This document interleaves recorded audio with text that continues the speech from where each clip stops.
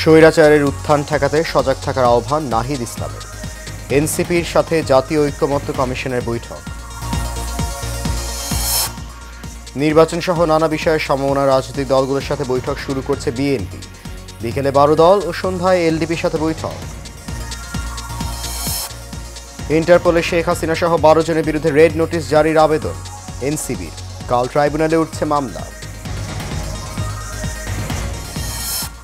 এবং চট্টগ্রামের ড্রেনে অটোরিকশা উল্টে নিখোঁজের 14 ঘণ্টা পর শিশুর মরদেহ উদ্ধার, পরিবারের আহাজারি।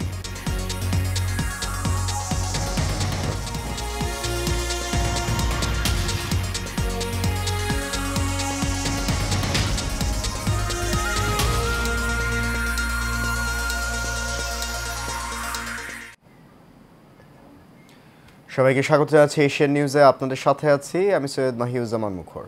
শুনছেন বিআরবি কেবল ইন্ডাস্ট্রিজ লিমিটেড সংবাদ শিরোনাম। যাচ্ছি পুরো খবরে। জাতীয় ঐকমত্য গঠনের লক্ষ্যে রাজনৈতিক দলগুলোর সঙ্গে চলমান সংলাপের অংশ হিসেবে জাতীয় ঐকমত্য কমিশনের সঙ্গে বৈঠকে বসেছে জাতীয় নাগরিক পার্টি। আজ শনিবার সকাল 10:30টায় জাতীয় সংসদের এলডি হলে এই বৈঠক শুরু হয়েছে। এনসিপি দলের আহ্বায়ক নাহিদ ইসলাম সহ বৈঠকে উপস্থিত আছেন আখতার হোসেন, নাসিরুদ্দিন পাটোয়ারি, হাসনাত আবদুল্লাহ, সামান্তা শারমিন, নাহিদা সরওয়ার নিভা, জাভেদ রাসেল, সারোয়ার তুষার। এর আগে গত 23 মার্চ সংস্কার কমিশনের সুপারিশের ওপর জাতীয় ঐকমত্য কমিশনে লিখিত মতামত দেয় এনসিপি। কমিশনের দেয়া 166টি প্রস্তাবের মধ্যে 22টির সঙ্গে দ্বিমত পোষণ করেছে দলটি।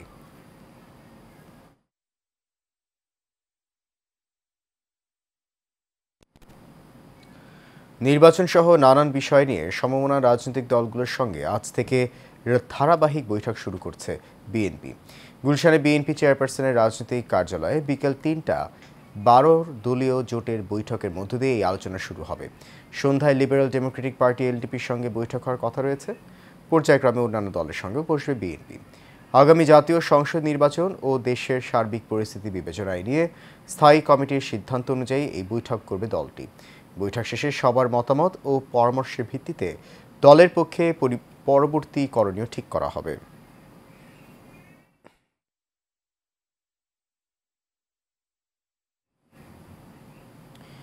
শেখ হাসিনা সহ 12 জনের বিরুদ্ধে রেড নোটিশ জারির জন্য আন্তর্জাতিক পুলিশ সংস্থা ইন্টারপোলের কাছে আবেদন করা হয়েছে। বিদেশে পলাতক ওই ব্যক্তিদের বিরুদ্ধে রেড নোটিশ জারি করতে ইন্টারপোলের কাছে পৃথক 3টি ধাপে আবেদন করেছে বাংলাদেশ পুলিশের national central bureau. Sheikh Hasina ছাড়া আরও যাদের বিরুদ্ধে রেড নোটিশ জারির আবেদন করা হয়েছে তারা হলেন আওয়ামী লীগের সাধারণ সম্পাদক ওবায়দুল কাদের, সাবেক স্বরাষ্ট্রমন্ত্রী আসাদুজ্জামান খান কামাল, সাবেক মুক্তিযুদ্ধ বিষয়ক মন্ত্রী আকম মোজাম্মেল হক, সাবেক পররাষ্ট্রমন্ত্রী হাসান মাহমুদ, সাবেক বস্ত্র ও পাটমন্ত্রী জাহাঙ্গীর কবির নানক, সাবেক শিল্পমন্ত্রী শিক্ষামন্ত্রী মহিবুল হাসান চৌধুরী, ঢাকা দক্ষিণ সিটি কর্পোরেশনের সাবেক মেয়র শেখ ফজলুর তাপস, সাবেক প্রধানমন্ত্রীর প্রতিরক্ষা বিষয়ক উপদেষ্টা মেজর জেনারেল অবসরপ্রাপ্ত তারিক আহমেদ সিদ্দিক, সাবেক বিদ্যুৎ প্রতিমন্ত্রী নসরুল হামিদ, সাবেক তথ্য প্রতিমন্ত্রী মোহাম্মদ আলী আরাফাত ও সাবেক আইজিপি বেনজির আহমেদ। এদিকে জুলাই আগস্টে গণহত্যা মামলা আগামীকাল আন্তর্জাতিক অপরাধ ট্রাইব্যুনালে উঠছে।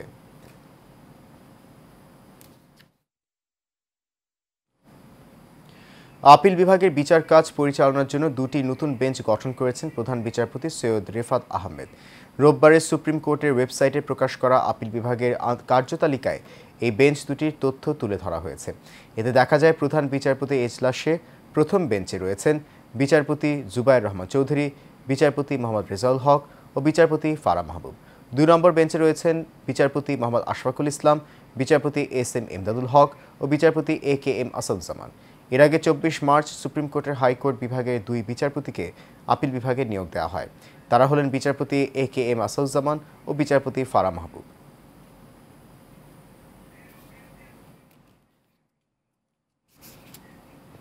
রাজশাহীতে মেয়েকে উত্ত্যক্ত করার প্রতিবাদ করায় পিতা হত্যার ঘটনায় 48 ঘণ্টার মধ্যে অভিযুক্ত 2 জনকে গ্রেপ্তার করেছে র্যাব 5। গত 16 এপ্রিল রাতে তালাইমারিতে মেয়েকে উত্ত্যক্তের প্রতিবাদ করার বখাটেদের ইটের আঘাতে বাবার মৃত্যু হয়। ঘটনার পরদিন নিহত আকরাম হোসেনের ছেলে বোয়ালিয়া মডেল থানায় 7 জনের নাম উল্লেখ করে এবং অজ্ঞাত আরও 3 থেকে 4 জনকে আসামি করে একটি হত্যা মামলা দায়ের করেন। মামলার প্রেক্ষিতে র্যাব 5-এর অধিনায়ক মাসুদ পারভেজের নির্দেশনায় গোপন অভিযান চালিয়ে অভিযুক্ত নান্টু ও খোকনকে গ্রেপ্তার করেন।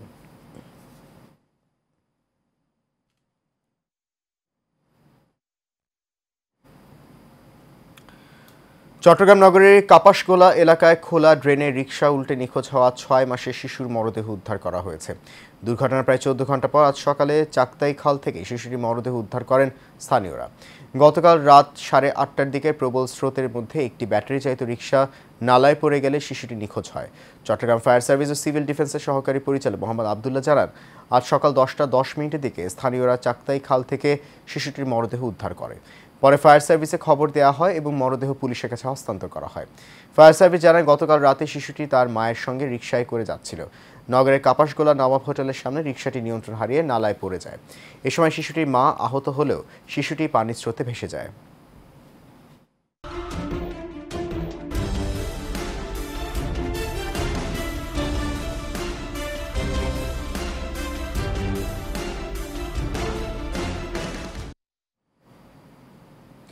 মানিকগঞ্জ মেডিকেল কলেজ হাসপাতালে ভুল রক্ত পুশ করে এক রোগীর মৃত্যুর অভিযোগ উঠেছে। শ্বাসকষ্ট নিয়ে ভর্তি হওয়া মোহাম্মদ বিল্লালকে ও পজিটিভের পরিবর্তে বি পজিটিভ রক্ত দেওয়া হয় বলে দাবি করেছেন পরিবার। এতে তার অবস্থার অবনতি হলে রাতে তিনি মারা যান।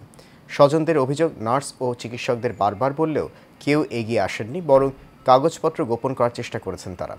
হাসপাতাল কর্তৃপক্ষ ভুল রক্ত দেওয়ার কথা স্বীকার করলেও মৃত্যুর সম্বন্ধে তা উল্লেখ করেননি। এই ঘটনার সুষ্ঠু তদন্ত ও দোষীদের শাস্তি দাবি করেছেন স্বজনরা।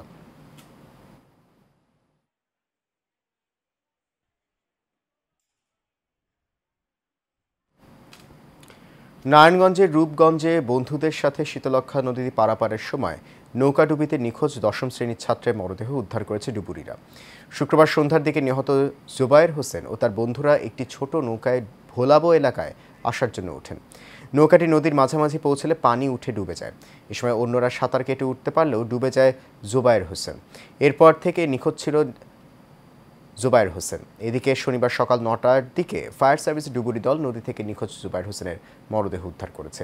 এই ঘটনার আইনগত ব্যবস্থা প্রক্রিয়াধীন রয়েছে।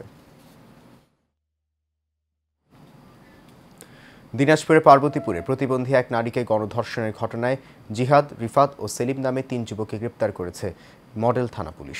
গতকাল রাতে উপজেলার বিভিন্ন স্থানে অভিযান চালিয়ে তাদের গ্রেফতার করা হয়। জানা গেছে, চণ্ডীপুর ইউনিয়নের শালন্দার দক্ষিণ মণ্ডলপাড়া গ্রামে দীর্ঘদিন যাবৎ গণধর্ষণ করায় গর্ভবতী হয়ে পড়ে ওই নারী। এই ঘটনায় ভুক্তভোগীর মা বাদী হয়ে পার্বতীপুর মডেল থানায় মামলা দায়ের করলে আদালতের মাধ্যমে তাদের জেল হাজতে পাঠানো হয়।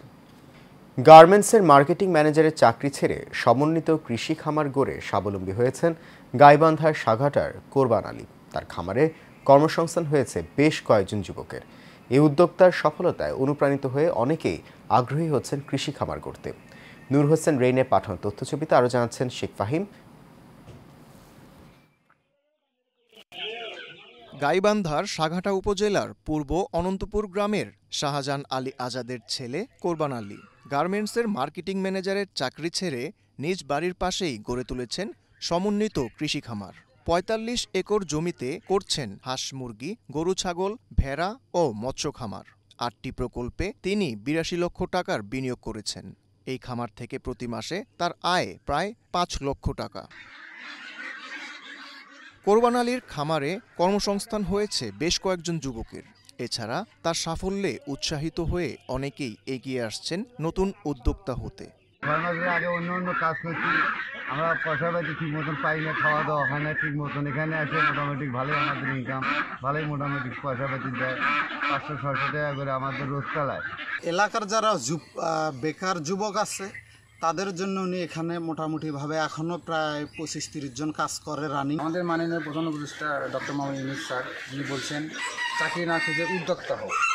ওনার কথায় অনুপ্রাণিত হয়ে আমি প্রজেক্ট হাতে নেই ইনশাল্লাহ। মোটামুটি দাঁড় করে ফেলছি এবং যদি সরকারিভাবে যদি আর্থিক সহযোগিতা পাই আমি, তাহলে এই গ্রামের ৩ থেকে ৪০০ বেকার লোকের কর্মসংস্থান সৃষ্টি করতে পারবো ইনশাল্লাহ। প্রাণী সম্পদ অফিস থেকে সবসময় খোঁজ খবর নেওয়া সহ প্রয়োজনীয় পরামর্শ দেওয়া হয় বলে জানান এই কর্মকর্তা।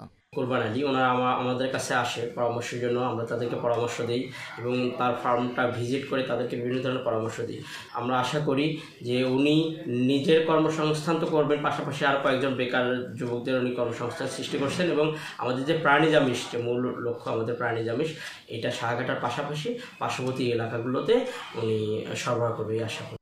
সরকারিভাবে ঋণ অথবা অনুদান পেলে প্রতিষ্ঠানটি আরও বড় করে ৩ থেকে ৪০০ মানুষের কর্মসংস্থান সৃষ্টি করার আশা এই উদ্যোক্তার। Sheikh Fahim, Asian television. সাধারণ বীমা কর্মচারী ইউনিয়নকে সুন্দর ও সুস্থভাবে পরিচালনা করার লক্ষ্যে কাজ করে যাচ্ছে ঢাকা মতিঝিলের সাধারণ বীমা কর্মচারী ইউনিয়নের নবনির্বাচিত সদস্যবৃন্দ।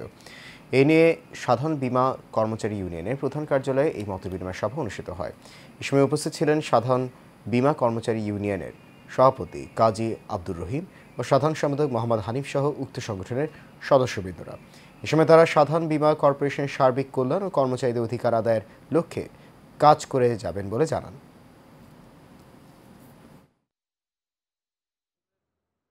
জানাবো খেলার খবর, থাকছে ক্রিকেট। 2 ম্যাচ সিরিজের প্রথম টেস্টে আগামীকাল জিম্বাবুয়ের বিপক্ষে মাঠে নামবে বাংলাদেশ। সিলেট আন্তর্জাতিক স্টেডিয়ামে অনুষ্ঠিত হবে ম্যাচটি। প্রথম টেস্টকে ঘিরে অনুশীলন করেছে বাংলাদেশি ক্রিকেটাররা। এই ম্যাচের আগে ক্রিকেটার ফর্ম নিয়ে ভাবতে হচ্ছে বাংলাদেশ টিম ম্যানেজমেন্টকে। বিশেষ করে দলের টপ অর্ডার ব্যাটসম্যানদের দায়িত্ব নিয়ে খেলার তাগিদ দেওয়া হচ্ছে কোচিং প্যানেল থেকে। সিলেটের সবুজ উইকেটের ফায়দা নিতে প্রস্তুত হচ্ছেন দলের পেসাররাও। শক্তির বিচারে এগিয়ে থাকলেও ম্যাচের আগে সাবধানী স্বাগতিক শিবির।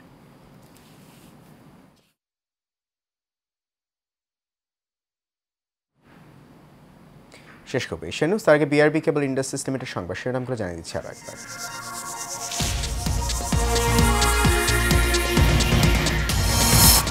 স্বৈরাচারের উত্থান ঠেকাতে সজাগ থাকার আহ্বান নাহিদ ইসলামের।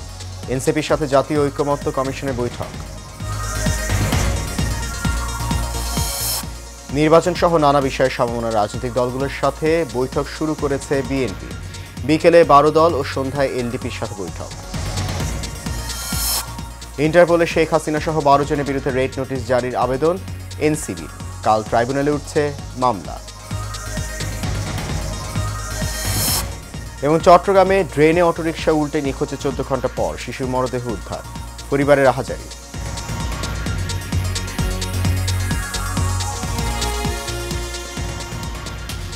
সে নিউজ এ পর্যন্তই। আমাদের পরবর্তী সংবাদ দেখার আমন্ত্রণ রইল। এতক্ষণ সঙ্গে থাকার জন্য অনেক ধন্যবাদ সবাইকে।